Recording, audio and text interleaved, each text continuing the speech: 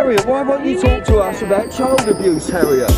What are you going to do about institutional paedophile rings that are operating in this country now? Do you believe children were buried in Shirley Oaks? That's what I know. How would you know? You're the one who ordered it to be levelled.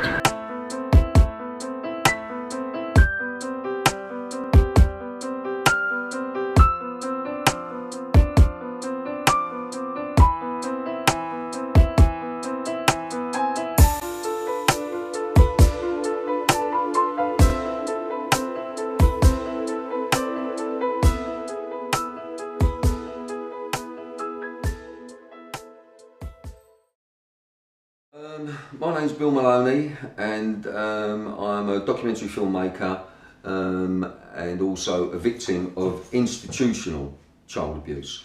Institutional child abuse means within the care system, the government care system, if you like.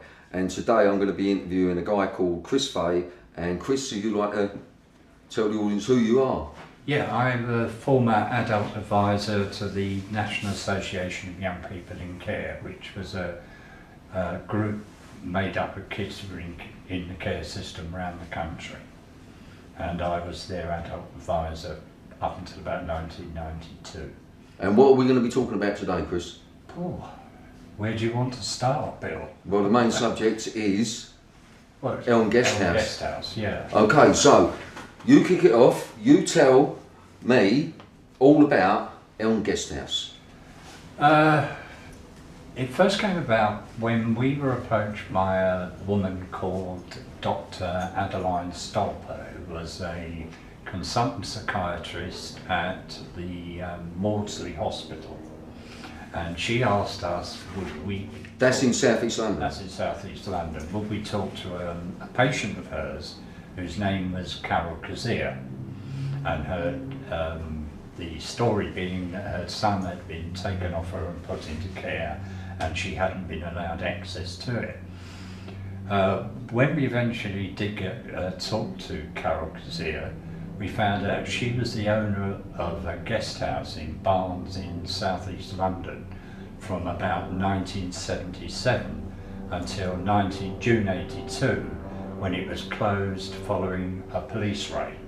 And that guest house was? Elm Guest House. Now, in Barnes, in Barnes, yeah, southwest London. Now, according to Carol Kazir, the raid had been carried out by Special Branch with the aid of the SPG, which is the Special Patrol Group. Why was it raided, Chris? Well, we never actually found out the reason for that, because, as I said, Carol Kazir, backed up by her family and her solicitor, maintained that the raid was carried out under the Prevention of Terrorism Act, 1976. In 1976? Right, the 1976 Act, which means it was a security matter and the involvement of the security services. However, on the other side, the police and the authorities always maintain that the raid was carried out in response to complaints from neighbours under vice legislation. So you had the police on one hand saying they were raiding it because it was being used as a brothel, and on the other hand you had the Kazirs plus their lawyers and everybody else saying they were raided under the Prevention of Terrorism Act.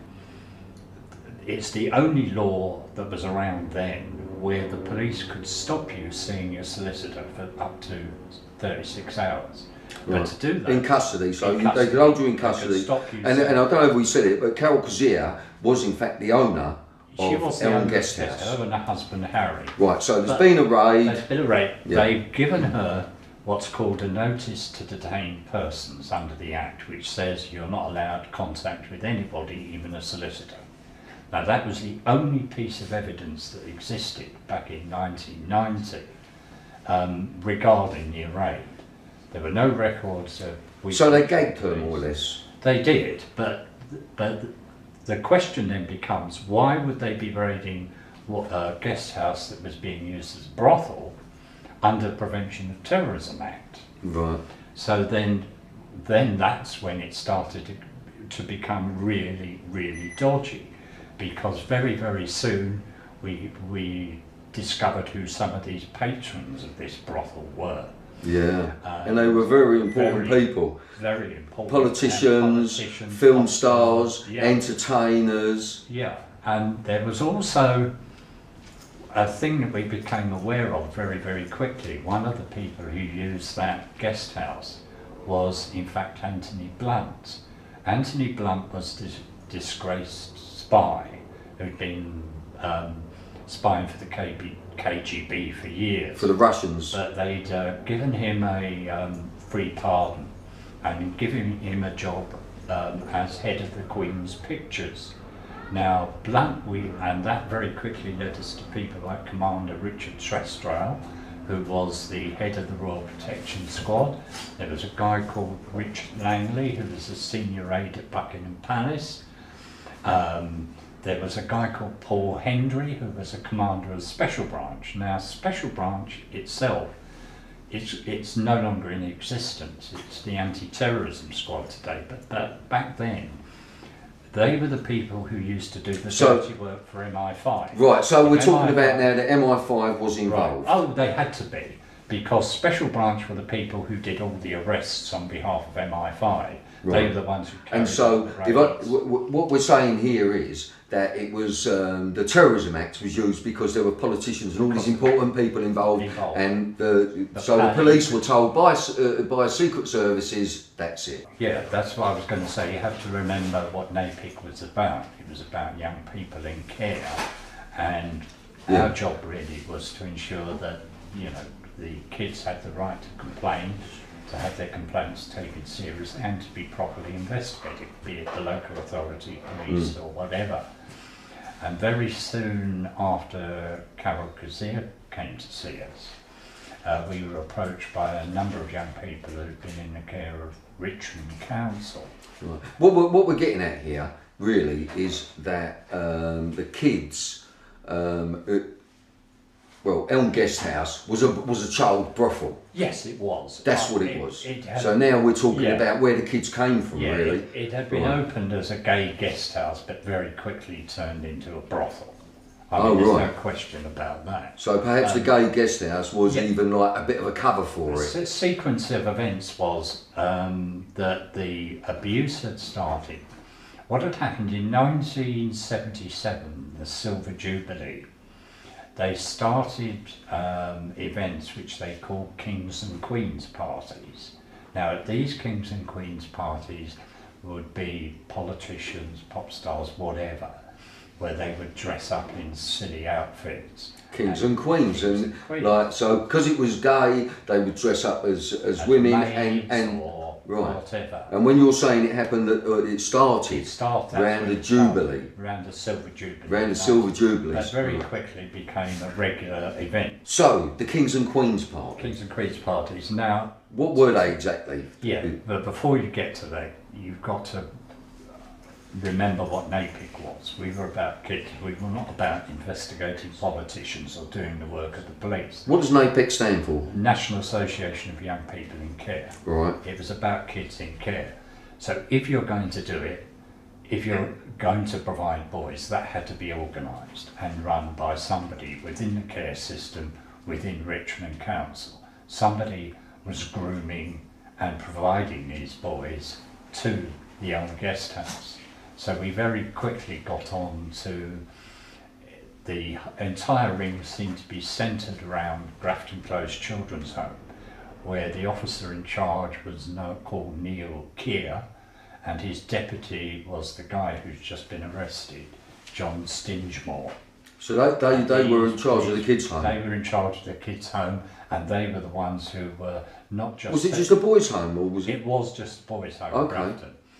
But they were sexually abusing the boys and grooming them and providing them for sex. So, if I can just interrupt you, Chris, we've got Elm Guest House, Kings and Queens party, a gay party place, really. That's what he's put up for. So they've gone for the boys. They're not interested in the girls. No. So we're talking about all these guys that went there were gay. Were gay, exactly. And it very quickly became apparent that the people in charge at Grafton were providing boys for porn videos and for porn photographs, CSA type photographs. At Elm Guest House? No, at Grafton and to other quite well-known local people in political circles in Wandsworth and Richmond. So they were sending the kids out so that the kids could be filmed, pornographic films, whatever they wanted to do. And again, I would like to stress that these are very vulnerable children. Oh yeah. And sort of 99.9% of them from the lower classes. Yeah. Oh. Uneducated. Yeah. Okay. And so you had people like Donald Naismith, who was Director of Education for Wandsworth. Stingemore was providing boys to him at £20 a time. No. For porno videos, yeah.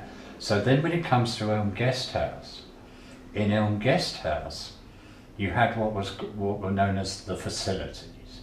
Now the facilities were a sauna room and what was grandly called a video conference facility. But we're talking 1980. What, in the sauna? In the Elm Guest House, you had a sauna and you had a video conference facility. But bear in mind, if you wanted to do a video conference in 1980, you need a bloody great big BBC van outside with a huge satellite dish. So it was rubbish. It was basically a VHS video recorder, camera, and a big TV set. That was the video. They were filming the kids. Whatever they were doing to the kids, they were filming the kids. So there were, but aside from that, it turned out later there were two lots of things. There were the photographs and videos that were made in the video conference facilities, which were being professionally edited and distributed to whoever buys this sort of stuff. But there were also photographs being taken by Carol Kazir herself of the Kings and Queens parties. So Carol Kazir was taking her own pictures as well. Taking her own pictures, if you like, for her photo album. Yeah. Because she always presented herself as being a victim. She was the victim in all this. She'd been taken advantage of by all these nasty people. The reality was she was a cunning, cold, calculating woman. She knew exactly what had been going on in her guest house and she was quite happy to profit from it. Now bear in mind you're talking about a small guest house in southwest London in 1980. I know from looking at her books, and I've still got copies of the paying in slips and all that, that guest house was turning over about £10,000 a month. And what year was this again? This is 1980. And that was quite a lot of money. A lot of money. I mean, that would be the equivalent of a guest house today earning, what, £60,000 a month. Well, let's just give the audience the full flavour of the guest house, right? So this was a brothel. They were making films of what they were doing to the kids. Yeah. And there were, now, give us some of the names who used to go there. They were also providing kids. So some of the people that used to go there would be people like Harvey Proctor. Who was? Who was a senior Tory MP. He was later, a few years after Elm Guest House, he was later convicted for sexual offences against boys. You had people like Leon Britton, who at the time I think was Secretary of State for Trade and Industry, but then became Home Secretary. You had Cyril Smith MP who was there. You had people like Colin Jordan, who was the leader of the National Front, who was a very close friend of Harvey Proctor. Now those two in particular were into the really nasty end of... Well, if I could just say, I remember seeing an interview with David Still, Member of Parliament, and he was being questioned about the guy you was just talking about, Cyril Smith. Yeah. And he said, for God's sake, I don't know what all the fuss is about, all he was doing was smacking a few boys' bottoms. No, now, yeah, but he said that. David Still actually said that, and he said it in an interview. Yeah. So it was like it's the arrogance of these people, you know. It's so arrogant. He wasn't just smacking boys. What we're talking about is taking whips and canes to the bottoms of 10 and 11 and 12-year-old boys. This wasn't anything about this wasn't 18, 19, 20-year-old youths who knew what they were doing and were doing it for money. Yeah. These were children who were being exploited at this place. Yeah. And people like Cyril Smith knew exactly what they were doing. Also, he was telling me about the night of the raid, they took Carol Kazir's son. How old was he? He was 10 then. He was only 10. Yeah. And tell that story. Right. Well, I mean, for a start, the raid itself was like something out of Keystone Cops. You had 2 undercover police officers who'd been there for, I think, 3 days prior to the raid. Yeah. One of them actually had his a plaster cast on his arm and a sling with a microphone in it, which didn't work. So he could never give the signal for the raid to take place because it wasn't working. You had neighbours ringing Richmond Police Station complaining about men up in trees, which turned out to be special branch officers keeping the place under observation. Yeah. So I mean, it really was quite a farcical performance. But the thing is, they took Carol Kazir's son into 10 years of age. One small important point. There was only 5 guests actually at the guest house, because the day before, Carol had been warned that the raid was coming by a man called Gary Walker. Now, Gary Walker was a senior member of Sinn Féin IRA.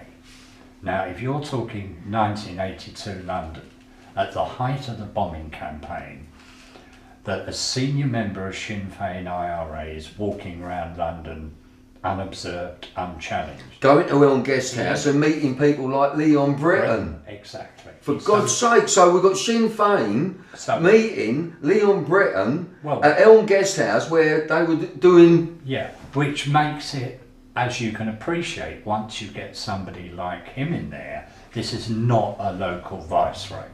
You cannot tell me that somebody like Walker would be walking around London without being closely followed by a special branch or MI5.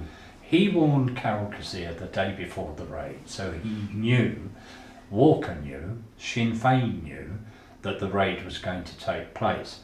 And after the raid had happened and the Kazirs were on bail, Walker offered to provide Carol and her family with false birth certificates, false passports, and get them out of the country. So it wasn't just a local vice raid. That's the point I'm trying to make. Yeah. Let's just go back to the kid, her 10-year-old boy being taken into care and where they put him on the night of the raid. I'm with you. Now, this is where the whole thing, bear in mind by profession myself, I was a residential social worker with children. That's what I did for a living. So if I understand anything at all, I do understand how the social services system worked. I knew how things were done, who to go. You was on the ground. I knew who to complain to, how the system worked. Now, when the police, because they knew that Carol Kazir's son Eric was 10, was living there, they also suspected, in their own words, that other children might be present. They approached Richmond Social Services, told them about the raid. Now, procedure dictates that normally you would have got, say, the local field social worker in the local office who would have accompanied the police on the raid. Any children present, they would have taken them into care.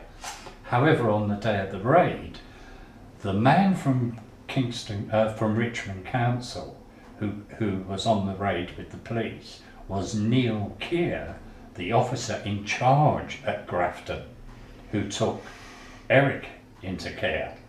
That's her son, Eric. That's her son, Eric. So you can understand why she Carol was so angry. She knew that all the kids were coming from this children's home, and then what they've done on the night of the raid, they took her own child and put her own child in that children's home. But with the very guy who'd be one of the people supplying the boys. So Carol knew full well she knew what was going to happen to her boy. But that's it. That's what wasn't it the case that Carol Kazir also allowed her own child to be abused by customers at Elm Guest House? That was an allegation, So was made. only That who was made an- that allegation? That was an allegation that were made by a number of people we know, and certainly there were newspaper reporters who said that, but we never spoke to Eric, so I cannot say, you know, because he's the victim in this. But well, it was and an allegation It anyway. was certainly an allegation that she Yeah. had. Yeah. I mean, Eric's grown up now, it'd be for him to say.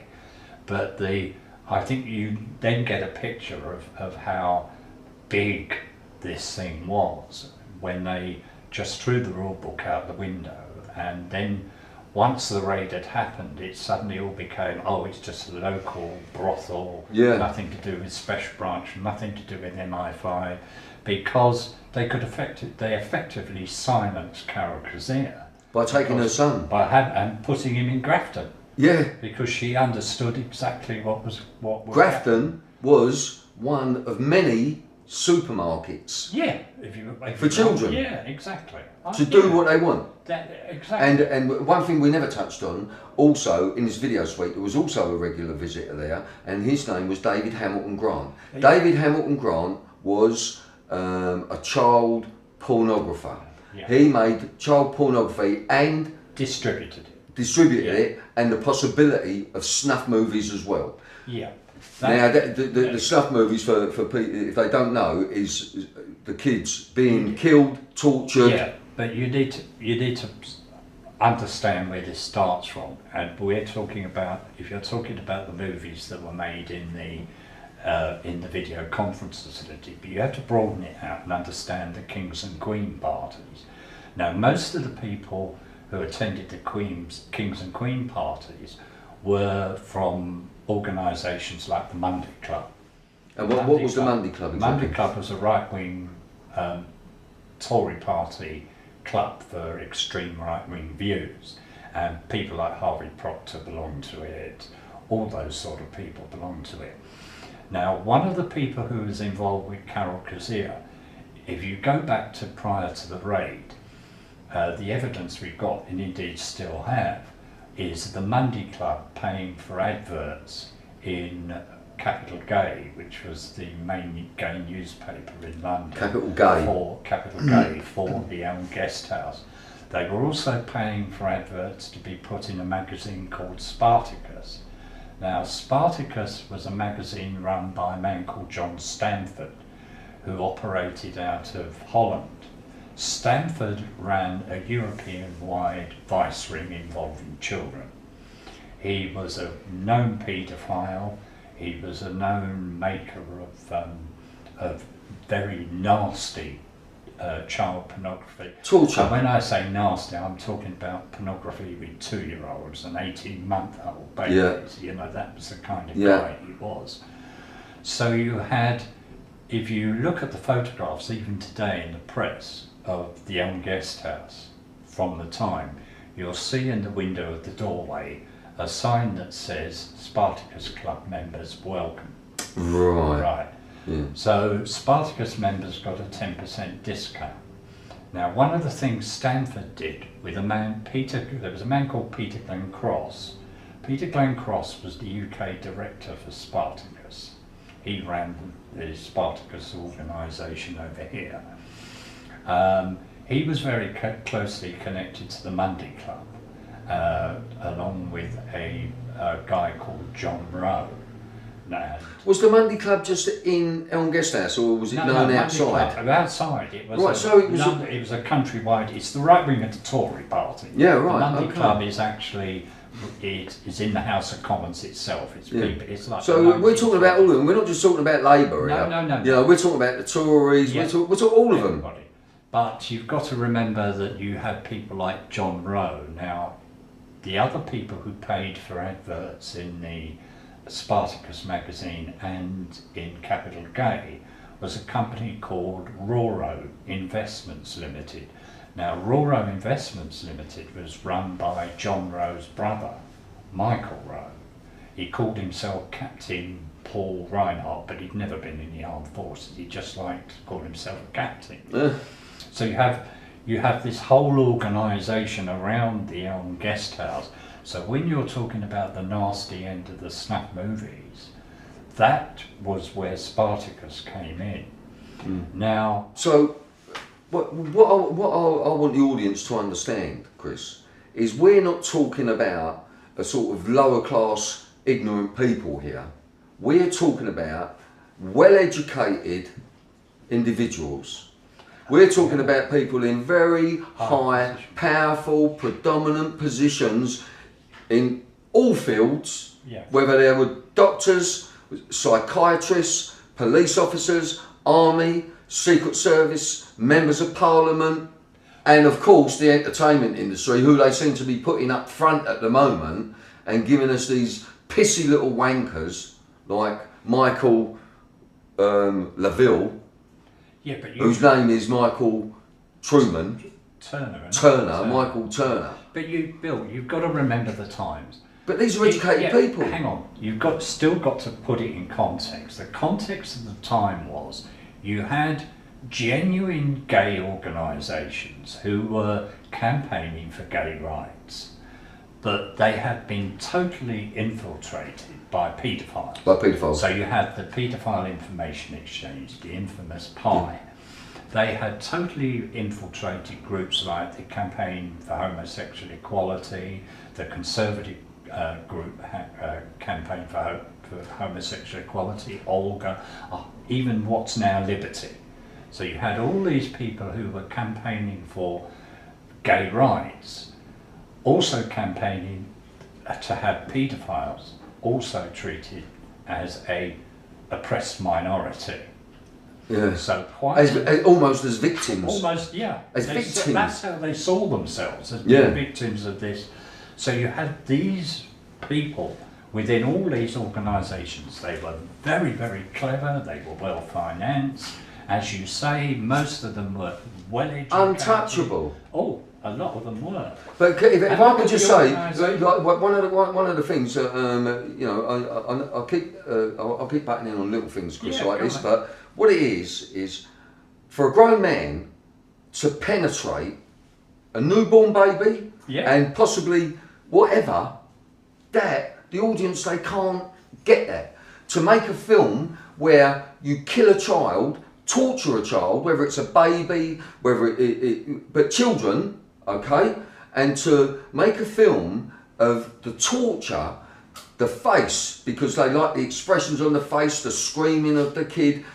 It's what kind of people are these? We're talking about people that are running society, telling us how to live, how to fucking live. Sorry about that, but I'll get angry on it. You know what I mean? Down a notch. You come back to say you like me and like everybody else get so angry at even the thought of anybody touching a 4-year-old child. These were people who seriously believe that 4-year-old children have sexual feelings and have the right, as they put it, to express those feelings. In other words, it's perfectly natural for 4-year-olds to be having sex with grown-ups. This is what the paedophile mindset was. People were trying to get this taken seriously, that this was okay. So you had Geoffrey Dickens, MP, who produced a file on these paedophiles, naming and had all the evidence, including their manifesto, which said sex with a 4-year-old should be legalised. Geoffrey Dickens in 1982 handed that file to the Home Secretary to be investigated. Who was the Home Secretary he handed it to? Leon Britton. Leon Britton. What's happened to that file? Nobody knows. Ask Leon Britton today, as many journalists have, he fails to recollect being handed any such file. That's the Home Secretary. That's the Home Secretary. Now, we've got another one, Home Secretary, who's being accused by a guy called Ben Fellows. How that's going to turn out, we will all wait and see. And that is Kenneth Clarke. Kenneth Clarke as a paedophile. Who fails to recollect. Now you have civil servants within the Home Office who say this file cannot be found. There is no record of this file ever being handed over. Yet it's go into Hansard, you'll find that Geoffrey Dickens actually stood up in the House of Commons and spoke about it, so he can't deny that he never received. He just fails to recollect. So on the one hand, you've got these people who are trying to, for want of a better phrase, legalise sex with infants. Yeah? And on the other hand, you've got the people who are using this. I mean, it's about power. All paedophilia is about power and about the abuse of power. So you had if you come back to the Guest House and Spartacus, you can see what was happening, because there was a separate organisation within Spartacus called Spartacus Club. Now, the Spartacus Club was a paedophile organisation along the lines of PIE, and what Stanford and Glen Cross were trying to do was establish a series of guest houses around England which would be safe places for paedophiles to go, not gay people, paedophiles. Well, that's right, because it's sort of, people were saying Elm Guest House as if it was the only one. No, I believe they were all over the place, all over this country, and we just discovered now it's just coming, and Europe, the whole world actually, it's just come out in Florida, which is next to Alabama. They're saying that they found children's bodies in an children's ball stall in Florida. And they expect to find up to 100 children's bodies. Now that's what I'm bringing, me personally, into the arena in this country, is that there are children's homes, there's no doubt in my mind, that have been standing for many, many years, go back to beyond Victorian times, and I believe there are children buried there.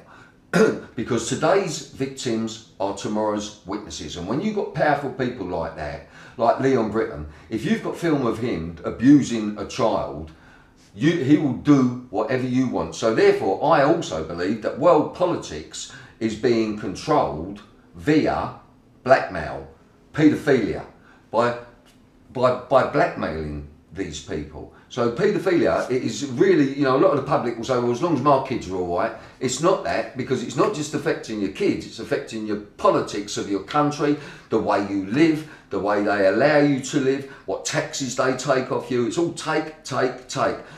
Keeping our heads, so we don't know whether we're coming or going. The average person is just get up to work, go back from work, get up to work, pay your taxes, pay your BBC, pay this, pay that. So people haven't really got the time to understand how it does really affect them. I think what people don't realise, people assume that if a child goes missing, there'll be a hue and cry.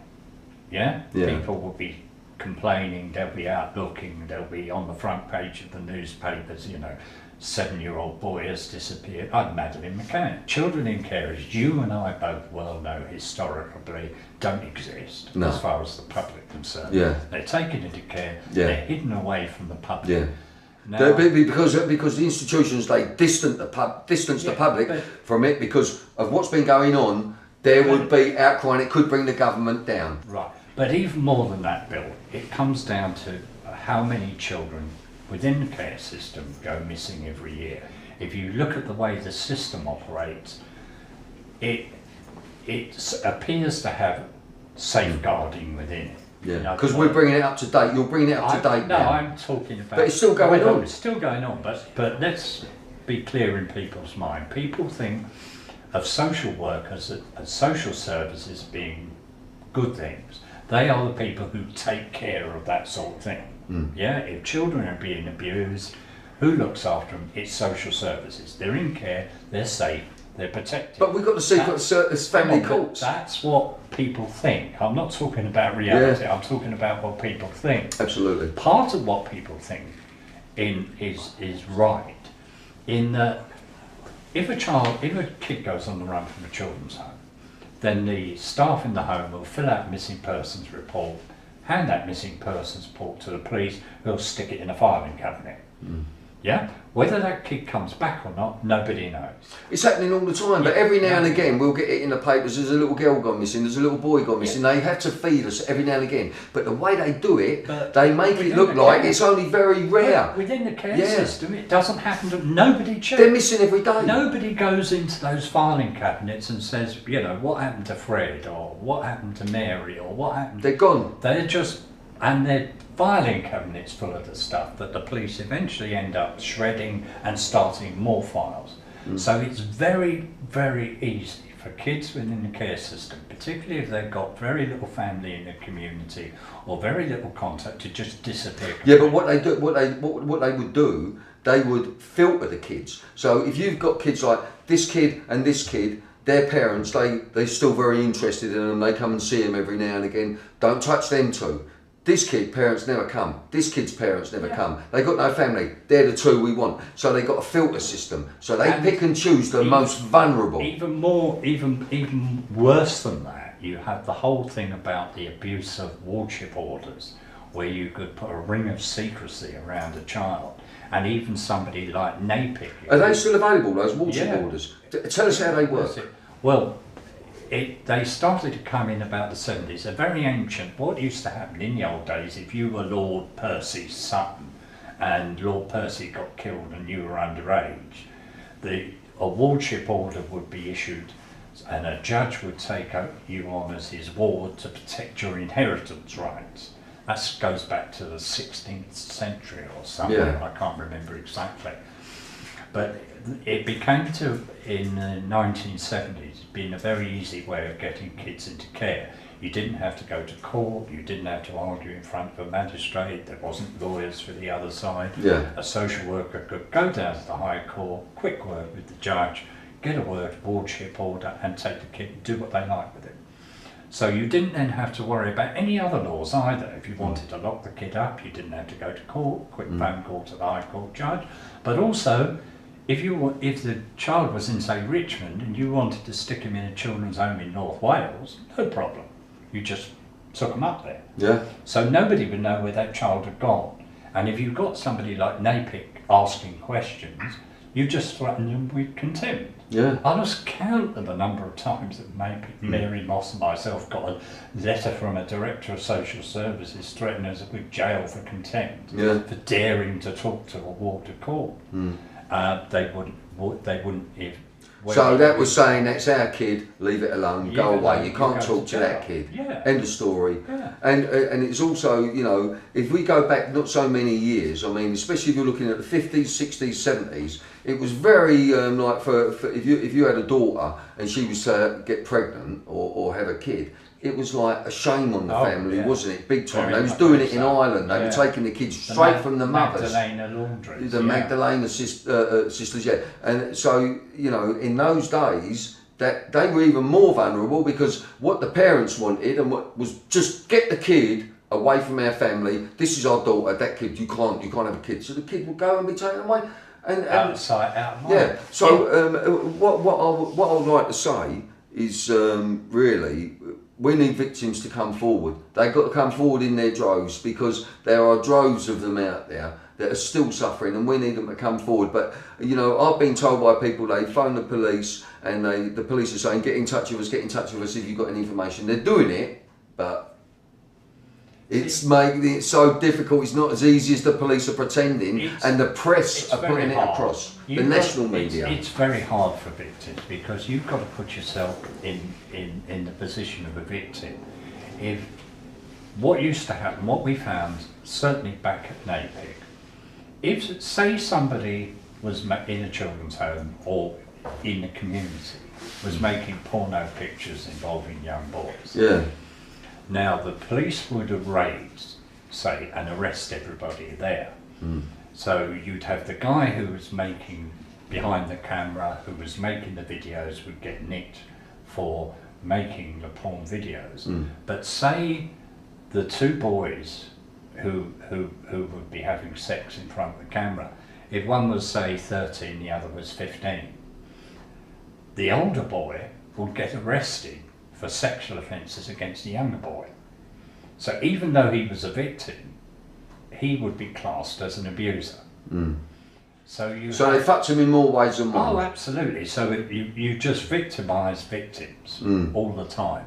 So in terms of trying to get victims of that type of abuse to come forward and talk, they wouldn't. Why aren't they dealing with this, terrified. Chris? Is it because it's the lower class kids? It's all lower class kids, isn't it? 99.9% of them lower class kids. So there is. You're also looking at, as far as I'm concerned, like almost a racism there, a racist culture. You know what I mean? It was very much like that. We're shit. We are shit. Right.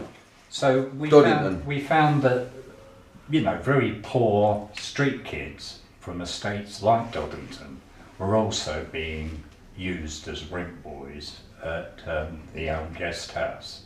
Now, if I come back to NAYPIC, can I just go back on that? When you're talking about Doddington, you're bringing another children's home.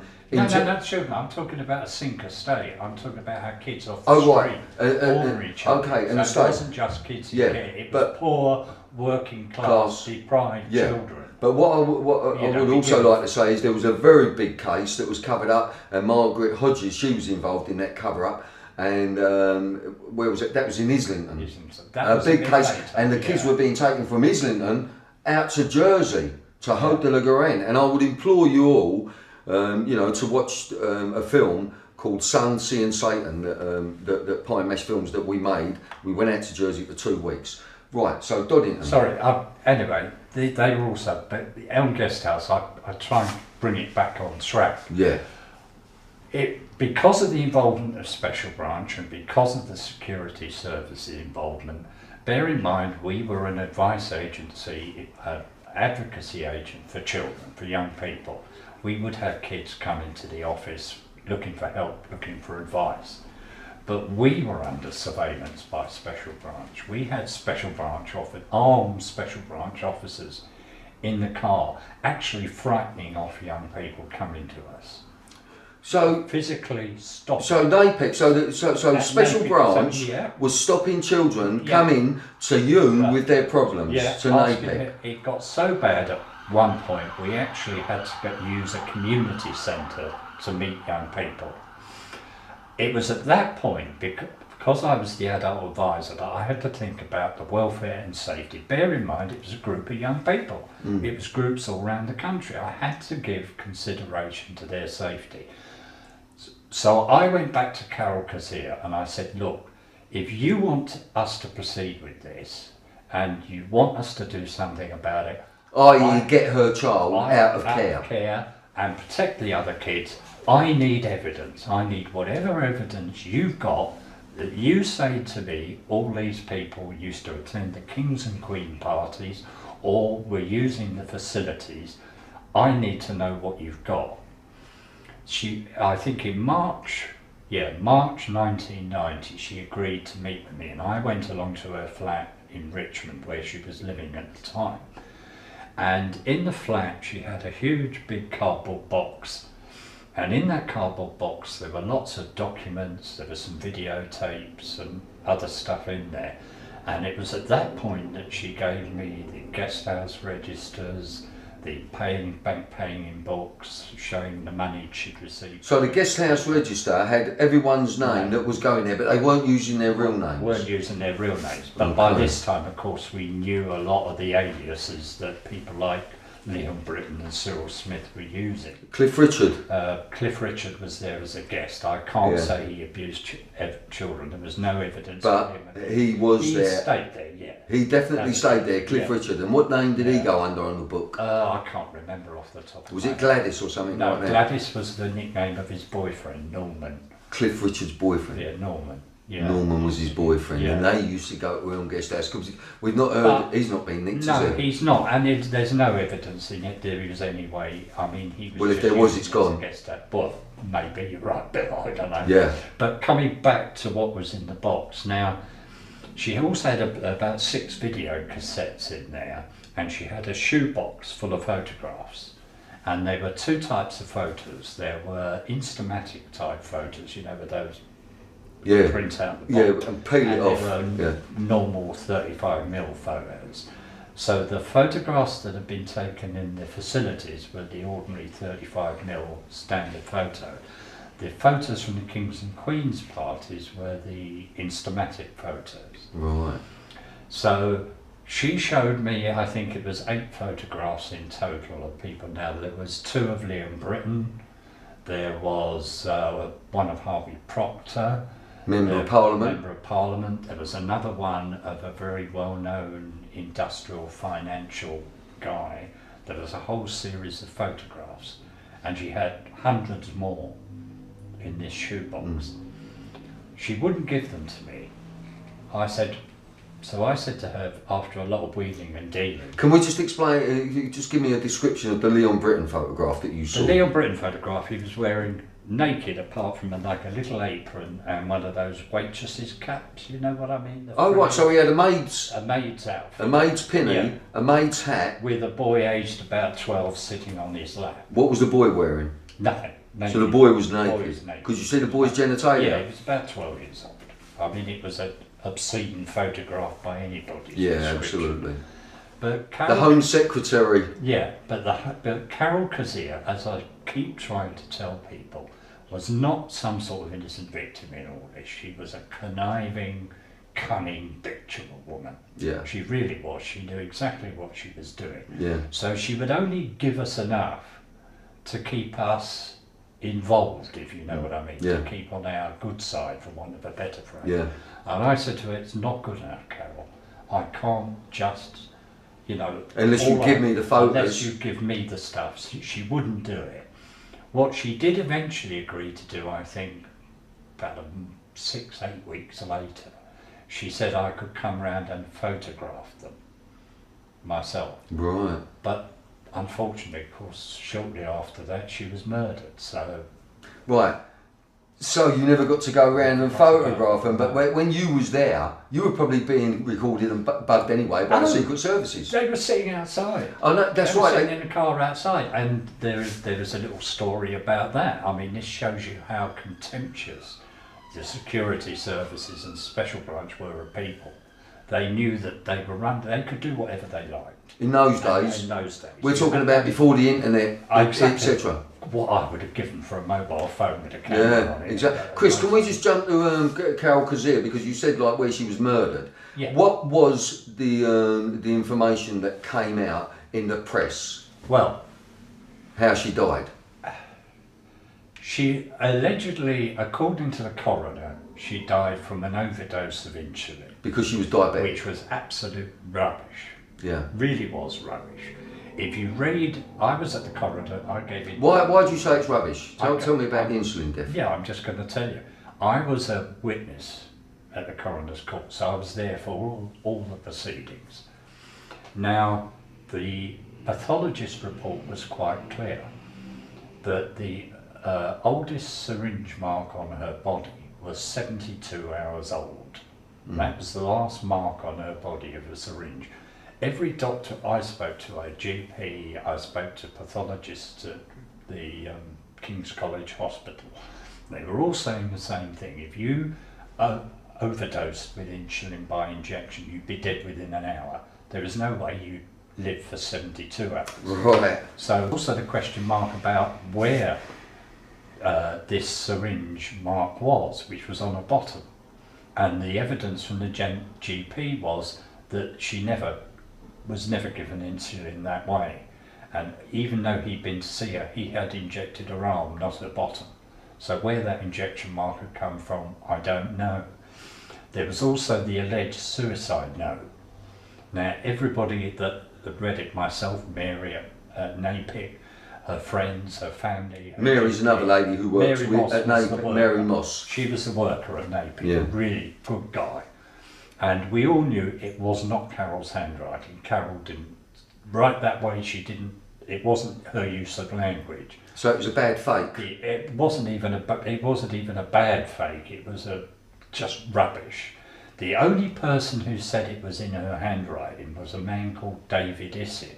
Now, David Issett was a paedophile. If you look at the Mary Moss file that's been put online of all the documents there, you'll see there that I phoned Richmond Police and Richmond Social Services departments when I found out that Issett was in fact living at home with his partner and 4-year-old son, because there was a court order banning him from within half a mile of his home and his son, because Issit and a gangster called Puddles, Patsy Puddles. That rings a bell, actually. Yeah, had been abusing the 4-year-old in their hot tub at Puddles' house, which was why there was the court order on him. So you had this, and he was a drug addict and an alcoholic and a thoroughly nasty piece of work. But he was the only one person who said that the handwriting was Carol Kazir. On a suicide note. On a suicide note. And the coroner seemed to accept his version. Now don't forget the coroner... Not really what you would call a credible witness. No, but the coroner, funnily enough, is the same coroner who did the Princess Diane inquest, and also the Blair Peach inquest. Well, while we're talking about that, if I can just... The Princess Diana, I'll do it that camera. I don't know, is that in shot? Is that camera in shot? Dr. Burton. So there we've got, they're saying now, Princess Diana was murdered. Yeah, but Dr. Burton was the guy who did her inquest. Yeah. So he was known as being a safe pair of hands, somebody you could trust to come up with the right verdict. Yeah. Now at this point, you've met Clive Golden, who's a private detective who was looking at this stuff.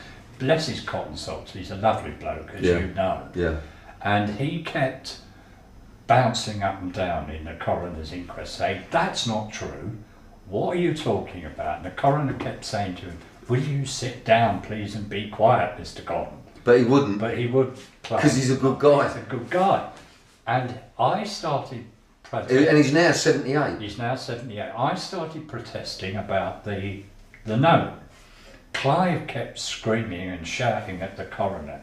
So in the end, the coroner said, I'll adjourn the inquest until August, and I'll have Scotland Yard's forensic handwriting experts take a look at the note to see whether or not it's their handwriting. So when the inquest was reopened again on the 22nd of August, Burton, the coroner, came in and he said, right, I've issued a written verdict. There's nothing more to say about it, bang, case closed. So wait till August and that was it? Nothing. So to this day, I do not know what the forensic handwriting expert at Scotland Yard had to say. Nobody did, because Burton never told us. Right, so... But the one interesting thing above all else, when Tom Watson asked a question in the House of Commons recently... Member of Parliament. He also asked about the use of D-notices. D-notices are notices that they're supposed to be advisory, but basically if the government doesn't like a story a newspaper's about to print, it'll slap a D-notice. A D-notice is a gagging order. It's a gagging order. Now when Mary Moss and I left the coroner's court, the entire world's press was outside. Obviously it was a very, very big story. Absolutely. Because we stood in the witness box, we'd named Leon Britton, we'd named Harvey Proctor, we told the inquest all the evidence we had about who'd been involved at the Elm Guest House. So by any stretch of the imagination, it was a big news story. When we got outside the coroner's court, they were all there, BBC, ITV, Channel 4, Sky, you name it. Yeah. Not one single British television station, radio station or newspaper interviewed myself and Mary. We were interviewed by Canadian Broadcasting Radio and a Japanese television station. And I spotted the BBC reporter who I knew, and I went across to him and I said, what's going on? And he said, D-notice, Chris. D-notice. So D-notices were used. Yeah. That's why there was very little coverage of that inquest in the national press in June, and it wasn't, in July, and there was a little bit of coverage in some of the press when the inquest was resumed in August.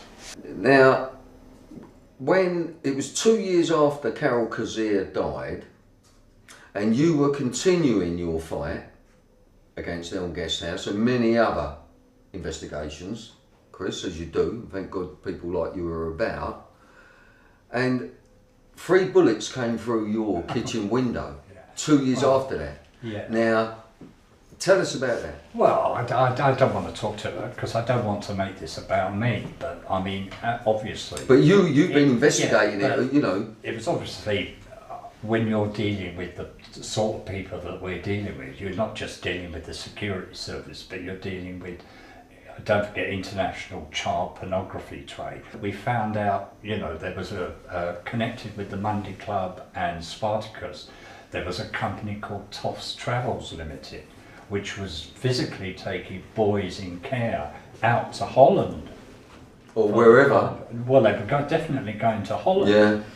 And it was in Holland we had quite a lot of evidence that snuff movies were being made. Yeah.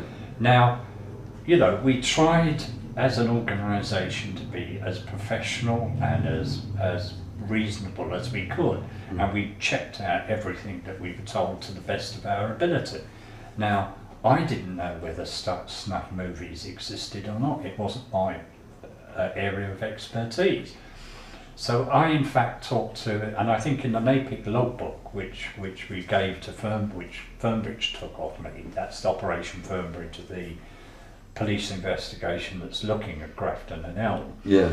And I spoke to Interpol, Europol, the FBI, any organisation, the United Nations, child exploitation, the European one, about snuff movies. And the official view in 1990 of all those organisations, including the Metropolitan Police, was that snuff movies did not exist. Yeah. They were an urban myth. And children weren't buried when they were Exactly. killed. But that in was, children's homes. So the official view of that was that it just didn't exist. Right, well that is opening up now because there were many snuff movies made and many children killed.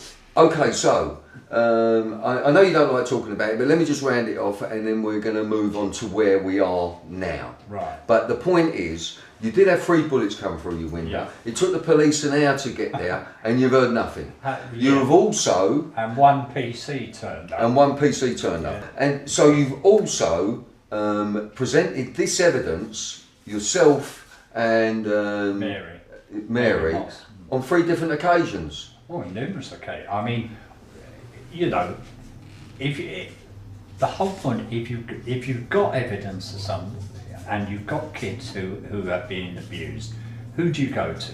You have to go to the authority. Yeah. To the local council. But you've been there and they've done nothing. Well, exactly. On many occasions. So you keep giving this evidence and now... And nothing. Right, so here we are. What's the date? Maria, what's the date? It's the 7th of September 2013. Right, so we all heard that. So, where are we now? Well, we are now, as a result, I believe, of Tom Watson, MP, who asked questions of the Prime Minister in the House. I was approached by Tom Watson, because I'd retired years ago. I'm 67 now, so I've been out. Well, you're looking good for it. Thank you for that, but I mean... It's all right, my pleasure. I've retired, so as far as I was concerned, this was all in the past for me.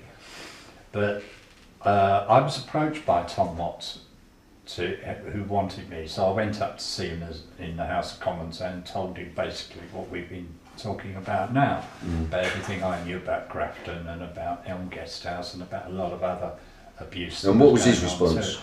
Oh, he was shocked and horrified. But what has he done? He was instrumental in getting the Metropolitan Police to establish Operation Fairburn, which was the original investigation to look, established I think in October last year, that was going to a scoping exercise to try and see... What was Fairburn about? But that's what I'm saying. It was a scoping exercise to see what information was available. As a result of Fairburn, they set up Operation Fernbridge under Detective Chief Inspector Paul Say. And that is, Operation Fernbridge is solely about the guest house. Elm Guest House and about Grafton. Yeah. Although it has spawned, I mean, these operations seem to spawn like rabbits. There is now yet another investigation coming out of that called Operation weird name, Coyote or something like that. But so you told Tom Watson? So I told Tom Watson.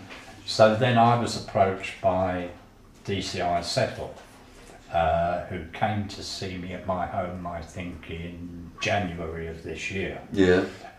He wanted, obviously, to know what I knew, and he wanted any documentation that I might still have. Well, as it happens, I still had the, NAYPIC logbook, in which a lot of stuff. I also had the original charge sheets for, not copies, but the originals of Carol Kazir's charge sheets. Have you still got them? Yeah. Oh, right, good. Because I felt that stuff was important, because the whole of this thing hangs around, it seems to me, whether or not they raided the house under the Prevention of Terrorism Act or under vice legislation. Now, Settle and Fernbridge are saying that they're towing the party line. They're saying it was an operation carried out by local police under vice legislation. Where'd the terrorism thing come from? Well, hang on a second, I'll get to that, but this is the line being peddled by. Now, I've asked him point blank whether or not there is evidence. If you're going to say this, there has to be evidence. But apparently the police records of the raid are no longer available. They've disappeared. Not surprisingly. Disintegrated, gone to the spontaneous combustion. Warehouse in the sky. And the thing that shocked me most of all was that even the records of her trial at the Old Bailey no longer exist. I didn't realise until Settle told me this, that the Her Majesty's Courts and Tribunal Services only keep court records for 10 years. After 10 years, they're destroyed. I mean, I couldn't believe this, because, I mean, you I don't believe it. All of us. I don't believe it. You can go to the public archives and you can read about the trial of Dr. Crippen 100 years ago. Yeah. In detail. But they know that. They don't want people reading about them in 100 years' time. But what happened in 1982 doesn't exist anymore. Yeah. You can find out what happened in 1912, but not in 1982. Extraordinary. Well, there you go. Anyway, so I'm getting the wrap it up. Are we rolling on this one? Yeah, it's still rolling. Oh, okay. So we're going to wrap it up on that. Just bring it up very quickly up to date. A couple of weeks ago, I was trying to get back a copy of the NAYPIC logbook, so I approached Fernbridge. And I asked Fernbridge if I could have a copy of the logbook back. They said yes, they'd get a DC to drop it off. Nobody turned up. They then rang me up and told me the detective sergeant would be popping it round. Never turned up. The following day I went to go out to the shops, and I've opened the front door, and standing on my doorstep is DCI Paul Settle himself, who was passing by. Just passing by and popped in to see you after all these years. After all these years. Have a cup of tea and a chat, yeah. Well, listen, I'm going to finish it there. This is a very brave man. This man was a witness at Carol Kazir's inquest. The police have recently been to see him. He's talked to MPs. He's talked to everyone. And you're in a very precarious position. So you don't think so, Chris, because you're too brave. And we're going to get this up as soon as we can, and hopefully that will give you some kind of protection. Because let me just finish, Chris, because I think enough of it's out there, Bill. Good people like yourself and other good people online who've got all the story. They've got all the facts. So whatever happened to me, they won't be allowed to cover it up. Well, let me just finish up on something personal then. All right. I fucking hate the national media. You've been covering up this shit for so many years. And you reporters, where's Tom Savage? What's happened to Tom Savage? Tom Savage came and saw the original interview that I'd done with Chris Fay, and all of a sudden Tom has been suspended, nicked under another charge, nothing to do with us, even though he went out to Cyprus and he was investigating child pornography, snuff movies, looking for David Hamilton Grant. David Hamilton Grant is supposed to be dead, but he's not dead. He's alive and kicking, and he's out in Turkey. And he was making pornographic films of children out in Turkey because where he had to pay 500 quid for a kid here, he used to be able to get them for a fiver out there. Thank you very much, Chris. Love ya. You too, mate. God bless you, bruv.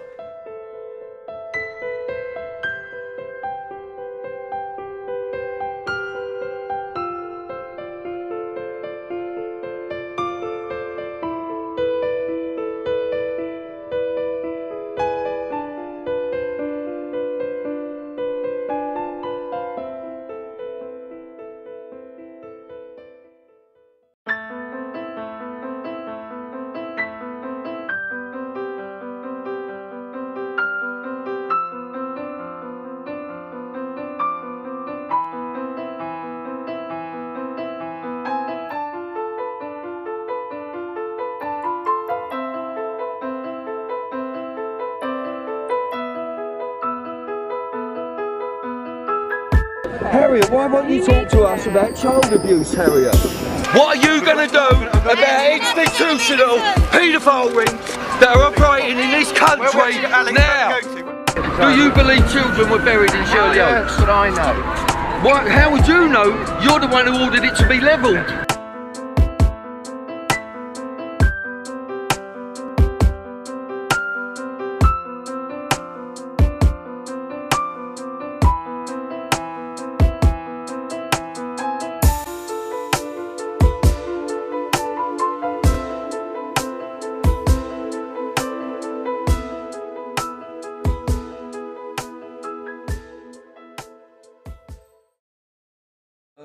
My name's Bill Maloney, and I'm a documentary filmmaker and also a victim of institutional child abuse. Institutional child abuse means within the care system, the government care system, if you like. And today I'm going to be interviewing a guy called Chris Fay. And Chris, would you like to tell the audience who you are?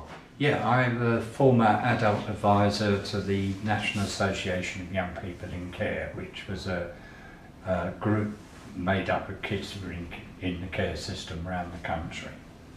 And I was their adult advisor up until about 1992.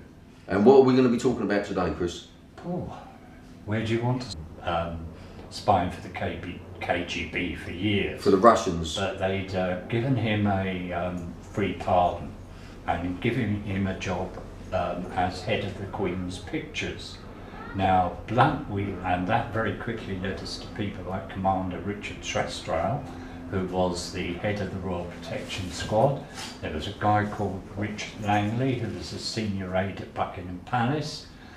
There was a guy called Paul Hendry, who was a commander of the Special Branch. Now, Special Branch itself, it's no longer in existence. It's the anti-terrorism squad today, but back then, they were the people who used to do the dirty work for MI5. Right, so we're talking about now that MI5 was involved. Right. Oh, they had to be, because Special Branch were the people who did all the arrests on behalf of MI5. Right. They were the ones who carried And so, the what we're saying here is that it was the Terrorism Act was used because there were politicians and all these important people involved.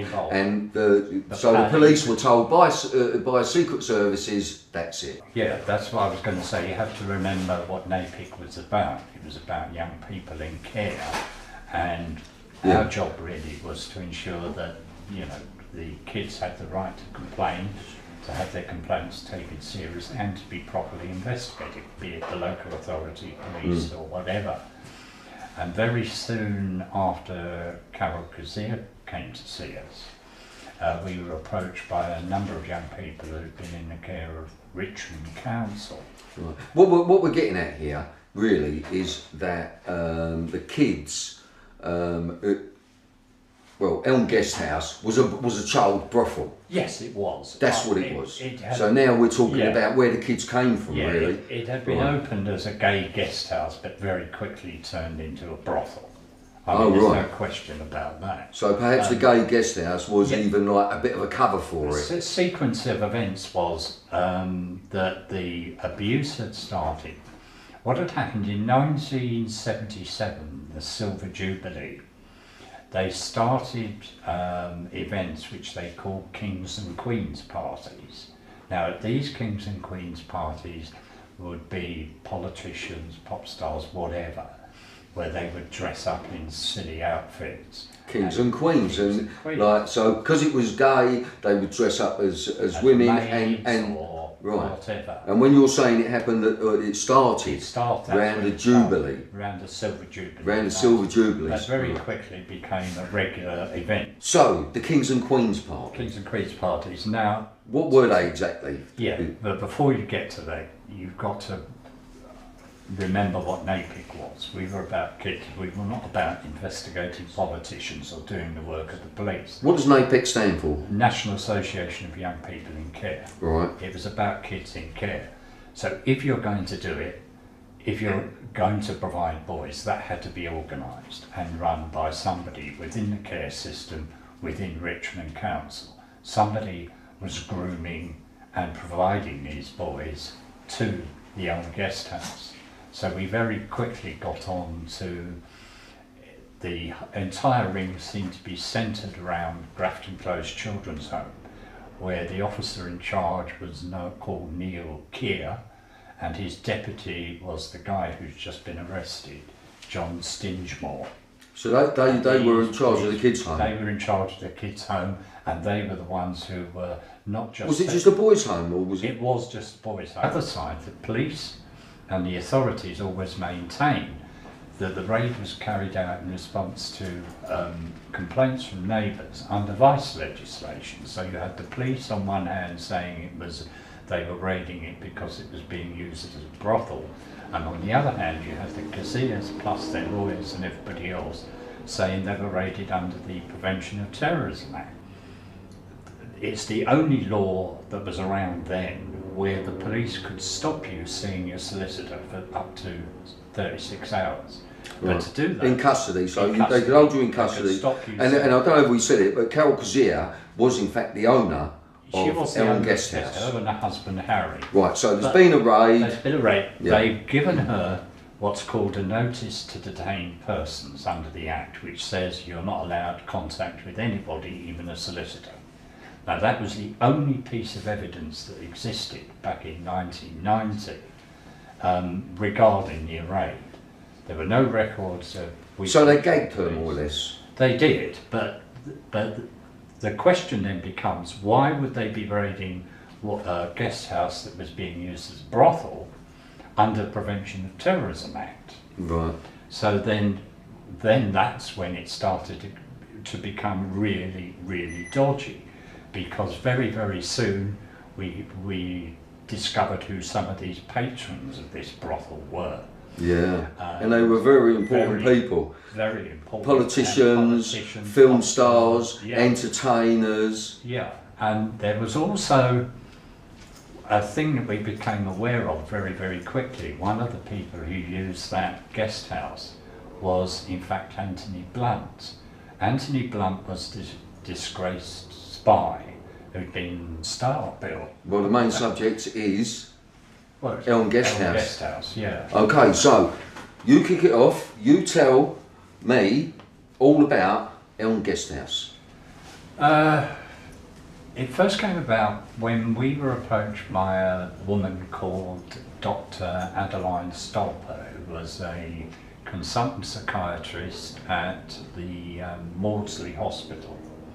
And she asked us, would we... That's in South East London? That's in South East London. Would we talk to a patient of hers whose name was Carol Gazier, and her, the story being that her son had been taken off her and put into care, and she hadn't been allowed access to it. When we eventually did get talk to Carol Gazier, we found out she was the owner of a guest house in Barnes in South East London from about 1977 until June 82, when it was closed following a police raid. And that guest house was? Elm Guest House. Now, in Barnes, in Barnes, yeah, southwest London. Now, according to Carol Gazier, the raid had been carried out by Special Branch, with the aid of the SPG, which is the Special Patrol Group. Why was it raided, Chris? Well, we never actually found out the reason for that, because, as I said, Carol Kazir, backed up by her family and her solicitor, maintained that the raid was carried out under the Prevention of Terrorism Act, 1976. In 1976? Right, the 1976 Act, which means it was a security matter and the involvement of the security services. However, on the